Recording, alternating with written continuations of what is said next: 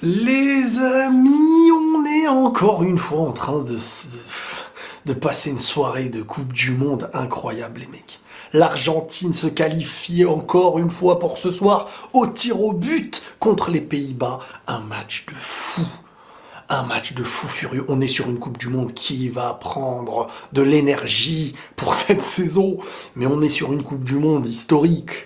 On est sur un match historique. Tous les matchs, les deux matchs d'aujourd'hui se sont clôturés par une séance de tir au but. Avec premièrement l'élimination du Brésil contre la Croatie. Et ce soir, la qualification de l'Argentine face aux Pays-Bas. Dans un match où ils avaient éteint au départ, les Pays-Bas, c'est ce que j'ai posté. Dès que je l'ai posté, il a commencé à se passer autre chose. L'Argentine avait totalement rendu inoffensif les Pays-Bas. Ils avaient totalement maîtrisé leur match. Et j'ai presque envie de dire jusqu'à l'entrée de Paredes, dans les environs de la sortie d'Acuna, la rentrée de Paredes, etc. Les Pays-Bas qui ont décidé de faire rentrer des grands gaillards, Weghorst et compagnie, dédicace à tous ceux qui l'ont eu sur FIFA l'année dernière, dont moi, j'avais kiffé. Et là, tu sentais que les Pays-Bas, dès qu'ils ont poussé, ils ont commencé à vraiment faire peur à l'Argentine et ils les ont dérangés. Ils ont marqué jusqu'à la dernière seconde du temps additionnel, des 10 minutes de temps additionnel, et là, une combinaison venue de nulle part.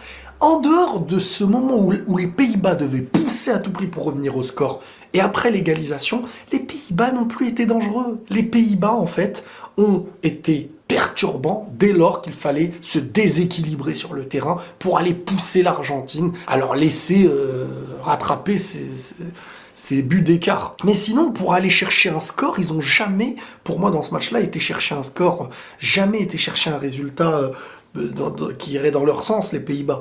Donc, honnêtement, l'Argentine, pour moi, mérite. L'Argentine mérite, en plus ça va jusqu'au tir au but. Messi n'a pas tiré en dernier, hein, parce que le Brésil, tout à l'heure, Neymar, non-tireur de pénalty, t'as le meilleur tireur du monde actuellement qui ne tire pas son pénalty, parce que certains disent le dernier, c'est pour la qualif, d'autres disent le dernier, c'est pour se mettre en avant, bref, mise en arrière. L'Argentine, Messi met son pénalty. Alors comment ne pas revenir sur ce qui lance le match de l'Argentine et cette passe exceptionnelle, historique. Une passe à la Guti comme on les aime. La passe croisée à l'aveugle d'un joueur que tu as vu faire son appel. Tu emmènes ton équipe, tu emmènes les adversaires d'un côté, tu as vu l'appel t'a vu. Il te connaît, tu le connais. Et là, tu lâches une passe entre les jambes, dans la profondeur. C'est la passe de cette Coupe du Monde. Exceptionnelle, cette passe. Cette passe-là, elle vaut plus qu'un but. À mes yeux, c'est parfois plus beau que 50% des buts. La passe que Lionel Messi met au début. Les faits marquants de ce match, donc c'est ça. Bon, l'arbitrage qui, pour moi, était un peu dépassé. Hein. Même s'il essaye de montrer qu'il maîtrise, cet arbitre-là, il y a des choses, je vais pas rentrer dans les détails, mais il y a des choses liées à l'arbitrage qui m'ont un peu dérangé. Un petit peu comme ce que je dis depuis le début de cette Coupe du Monde, et vous êtes témoin que je l'ai dit depuis longtemps, ce côté de, on veut la mise en avant des grands joueurs, Messi, Ronaldo, etc. Messi, il te met une main volontaire. En fait, je veux dire, c'est moche parce que ça montre aux gens des choses qui ne doivent pas être montrées. Bien sûr qu'un arbitrage n'arbitrera jamais Messi, Ronaldo, etc. comme les autres. Parce que déjà, de manière naturelle, il va être 10 fois plus concentré parce qu'il sait qu'il va être 10 fois plus vu. Mais quand, même Da Fonseca le dit, je veux dire, je suis pas tout seul à le dire, Messi met une main volontaire. Juste avant, pour une main volontaire d'un joueur, tu mets un carton. Là, t'es obligé de mettre un carton jaune. Et tu vois, ça après, à partir de là, j'ai l'impression que l'arbitre sait qu'il est vu pour des choses comme ça. Et derrière, en fait, après, il devient presque esclave de sa rencontre.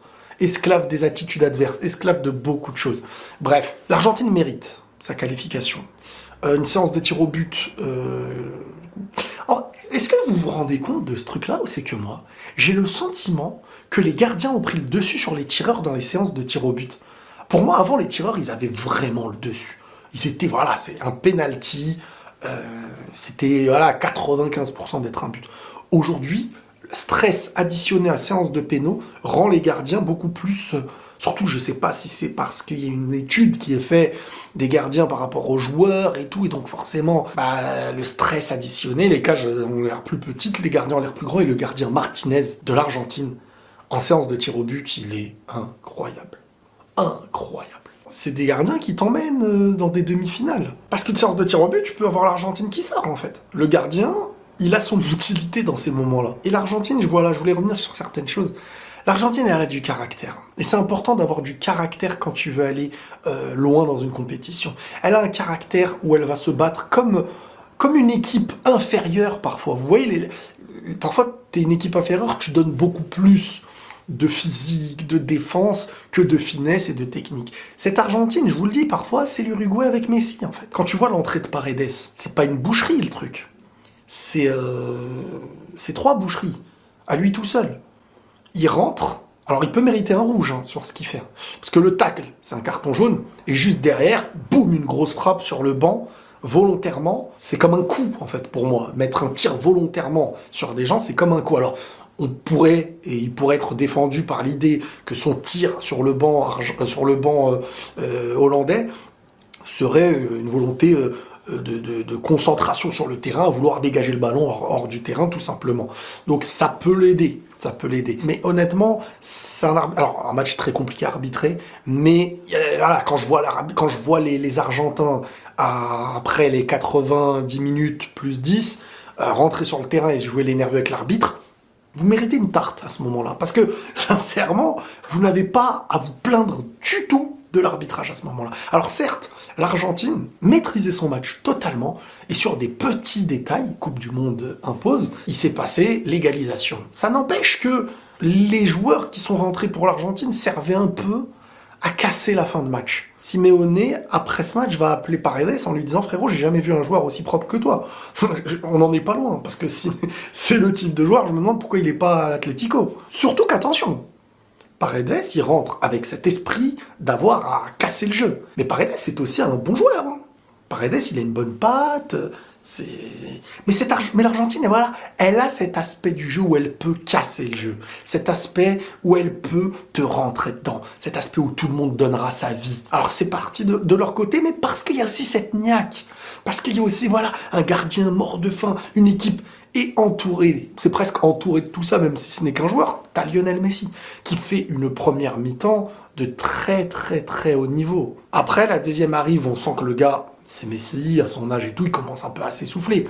Arrivé la prolongue, on se dit, bon, si les Pays-Bas continuaient à pousser, les Pays-Bas, à mes yeux, ils allaient marquer. Alors, il y aurait eu peut-être des contres et tout, mais la fatigue se ressentait beaucoup plus côté Messi, qui est le métronome de l'Argentine. Donc, si tu poussais, t'allais pas avoir un Messi à 100% dans la prolongue, et tu pourrais aller marquer. Ils ont tenté le tout pour le tout, en jouant défensif les Pays-Bas et en redonnant un côté positif à l'Argentine, qui fait qu'il y a eu tir au but, surtout que voilà, il y a eu un poteau en plus de la dernière seconde pour l'Argentine. L'Argentine mérite sa qualif. Mais l'Argentine, c'est ce que je dis, c'est que cette équipe-là, l'Argentine va rarement perdre un match qu'elle doit gagner, mais elle va beaucoup gagner des matchs où ils ne seront pas spécialement magnifiques sur le terrain. Ils se donnent beaucoup d'options. À travers une séance de péno avec le gardien, à travers un coup de génie de Messi, et plein de choses qui peuvent aller dans leur sens. La hargne, ils peuvent défendre beaucoup. C'est une équipe qui... C'est pas pour rien que je disais au début que je les voyais gagner la Coupe du Monde, c'est parce que, bien sûr, le Brésil a un meilleur football, bien sûr, la France, je les considère beaucoup plus complets, bien sûr qu'il y a beaucoup d'équipes que je considère supérieures, mais ils ont ce truc qui peut te faire déjouer, en fait. Et le match Argentine-Croatie, il va être spécial, en fait. Il va être spécial. Je suis impatient de voir ce qui va se passer. Après, comme je dis, Messi, tu vois, t'as une équipe qui est en place et tout, et il te sort la petite passe ça, c'est une passe qui restera, encore une fois, dans l'histoire de la Coupe du Monde. Elle est excellente, elle est incroyable. Quel grand joueur. Vraiment, quand je vois ça... Surtout que tu sais que Messi, aujourd'hui, il a le ki limité, quoi. Pour ceux qui comprennent ce que je veux dire, un peu comme dans Dragon Ball. Il a un ki limité, le mec. C'est un peu le Julian Ross, aujourd'hui, du foot. Tu sais que le gars, il va pas tenir 90 minutes au très, très, très, très, très haut niveau. Et son intensité, ses déplacements. Tu l'as une mi-temps et demi, mais quand il touche le ballon, il régale.